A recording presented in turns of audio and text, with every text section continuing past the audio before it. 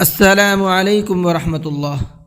ہم لوگ قرآن کریم پڑھنا سیکھ رہے ہیں اور قرآن کریم کے اندر ہماری وہ چھوٹی چھوٹی صورتیں چل رہی ہیں جن کو ہم عام طور پر یا تو نمازوں میں پڑھتے ہیں یا پھر یاد کرنے کی کوشش کرتے ہیں۔ تو آج کے سبق کے اندر ہم سیکھیں گے سورہ بروج یعنی والسماء ذات البروج کی صورت جس کو ہم کہتے ہیں۔ اس کے اندر ہونے والی غلطیوں سے بچنے کی کوشش کریں گے اور قرآن کریم کو اچھی طرح سے پڑھنے کی کوشش کریں گے۔ تو چلیے سبق کو شروع کرتے ہیں، لیکن سبق کو شروع کرنے سے پہلے آپ سے گزارش ہے ویڈیو کو لائک کر لیں، اگر چینل پر ہمارے نئے ہیں تو چینل کو سبسکرائب کر لیں اور بیل آئیکن میں آل کو کلک کر لیں تاکہ قرآن کریم کو سیکھنے کی تمام اپڈیٹ آپ تک پہنچتی رہیں اور ہم تمام لوگ قرآن کریم کی برکات سے فیضیاب ہوتے رہیں۔ چلیے سبق کو شروع کرتے ہیں۔ اعوذ باللہ من الشیطان الرجیم، بسم اللہ الرحمن الرحیم۔ سورہ بروج مکیہ، اس سورت کا نام سورہ بروج ہے اور یہ سورت مکے کے اندر نازل ہوئی۔ والسماء ذات البروج، والسماء یہ بڑا مد بنا ہوا ہے، اس کو 4 سے 5 الف کی برابر کھینچ کر کے پڑھنا ہے۔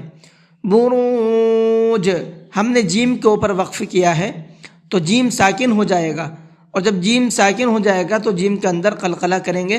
حروف قلقلہ میں قلقلہ کی شرط یہی ہے کہ وہ ساکن ہونا چاہیے، تو یہ ساکن ہو جائے گا تو یہاں پر قلقلہ کریں گے، یعنی ہلکا سا آواز کو ڈبل کر کے پڑھیں گے۔ کیسے؟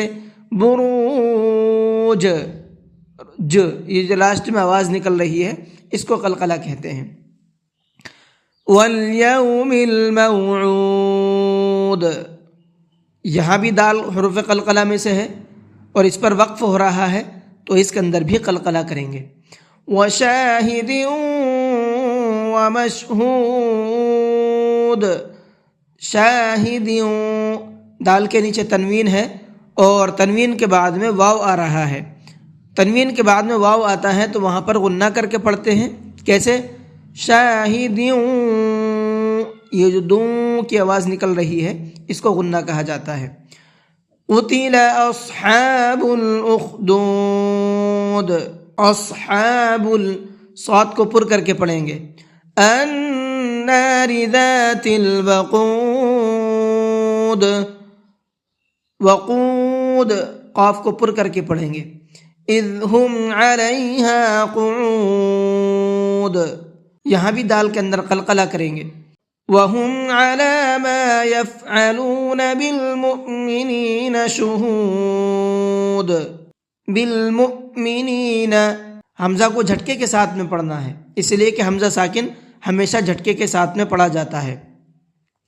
وما نقموا منهم إلا أن يؤمنوا بالله العزيز الحميد، إلا یہاں پر الف کے اوپر چھوٹا مد بنا ہوا ہے، اس کو 1 سے 3 الف کی برابر کھینچ کر کے پڑھنا ہے۔ ان یؤمنوا، نون ساکن کے بعد میں یا ہے اور نون ساکن کے بعد میں یا آتا ہے تو وہاں پر بھی غنہ کر کے پڑھتے ہیں۔ کیسے؟